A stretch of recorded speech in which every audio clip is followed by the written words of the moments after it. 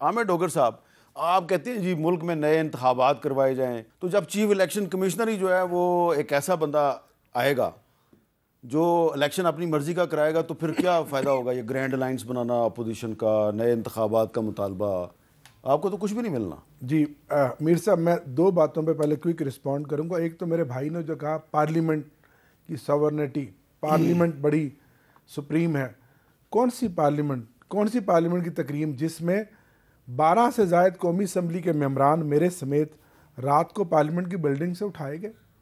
दुनिया ने देखा, आपने देखा, आज तक कुछ हुआ?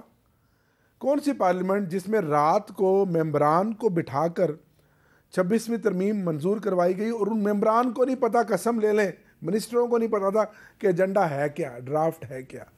यार इस पार्लियामेंट को तो आपने रबड़ स्टैंप बना दिया, इसकी तो तकरीम बेतौकीरी आपने ख़त्म कर दिया। और दूसरा मीर साहब, आपने जो भी अपना क्लिप दिखाया, मैं आपको सलाम पेश करता हूँ, आपकी पॉलिटिकल विजडम, आपकी दूरअंदेशी को।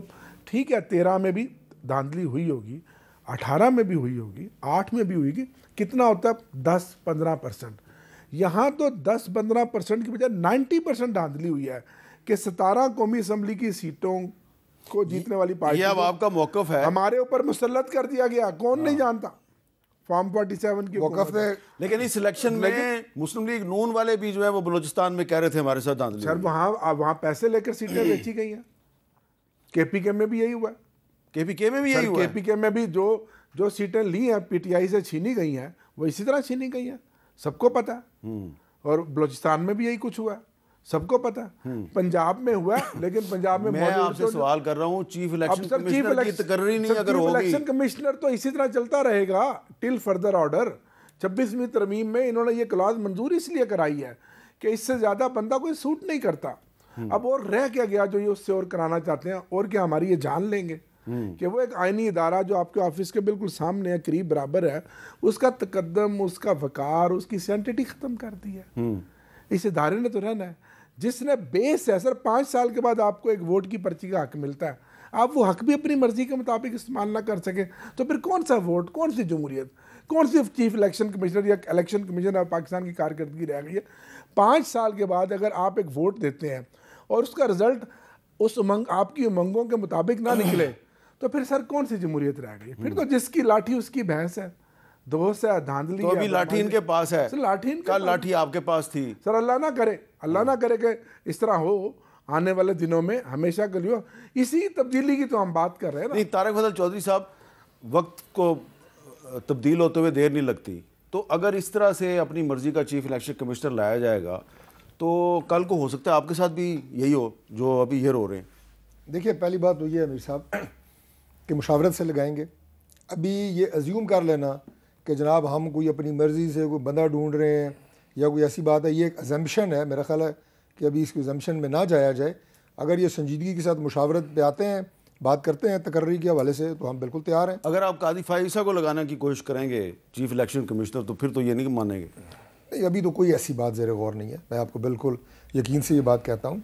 बाकी बात यह है ना, देखें जो सियासत को इस वक्त सियासी निज़ाम को डस लगी है ना, वो ये 8, 13, 18, 24 के इलेक्शन से नहीं लगी, वो इनके रवैयों की वजह से लगी है। और मैं तहरीक इंसाफ की पर्टिकुलरली बात कर रहा हूँ।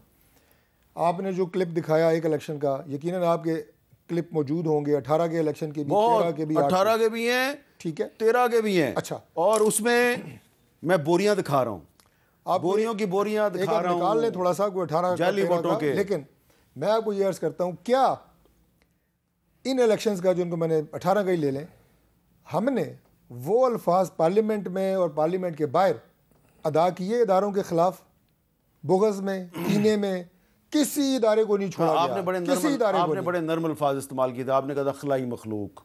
नहीं सर, मैं क्या मरियम मखलूक तो नजर ही नहीं आती। मरियम नवाज की तकारीर सर, नहीं मैं कहता हूँ मरियम नवाज की तमाम अफराद के खिलाफ थी, जनरल बाजवा और जनरल फैज के खिलाफ। नवाज शरीफ की तकारीर, आपकी हुकूमत ने, जब नवाज शरीफ ने जनरल बाजवा और जनरल फैज का नाम लिया तो आपकी हुकूमत ने सेंसर करवा दिया। मियां नवाज शरीफ की तकरीरें मैं बता देता हूँ, उनकी मीडिया टॉक, मरियम नवाज, ख्वाजा आसिफ की तकरीरें, शहबाज शरीफ, सर क्या बात, तीनों की तमाम तकरीर इकट्ठी करके उनसे जो सख्त तरीन अल्फाज थे, वोट को इज्जत इकट्ठे करें।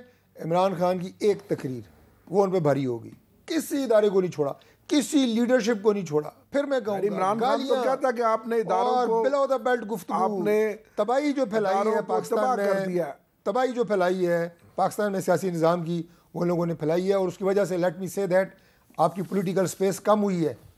आप जो बात करते हैं ना जमहूरियत की, उसकी तबाही इन लोगों ने। अच्छा सर, चलो पॉलिटिकल स्पेस आगे बढ़ा लेते हैं, चले हम बनाए तरफ नहीं देखते। आप मुज़ाकरात की बात हमने की, आए बैठे, अभी निकल आगे की तरफ बढ़े और एक ऐसा न्यूट्रल, ऐसा क्रेडिबल बंदा लेकर आए चीफ इलेक्शन कमिश्नर के लिए, नाम हम मुशावरत करेंगे। ऐसा नाम हो जो क्रेडिबल हो, जो क्रेडिबल नाम हो, जो किसी के पीछे से स्पॉन्सर ना हो, जो किसी एजेंडे के तहत ना आ रहा हो, आप लेकर आए। आपकी नीयत का पता चले, आगे चलते हैं। मुल्क में तो आगे उसके पीछे कोई शेख रशीद अहमद ना हो सर, और भी बहुत सारे अवामल हो सकते हैं ना, इनको तो कुछ भी नहीं पता। अच्छा जी, मैंने यहाँ पे एक इनको ब्रेक तो लेनी लिखे है लिखाई, और ब्रेक के बाद बात करनी है। ट्रांसपेरेंसी इंटरनेशनल की रिपोर्ट आ गई है जी, और वो रिपोर्ट बहुत कुछ बता रही है, उस पर बात करते हैं।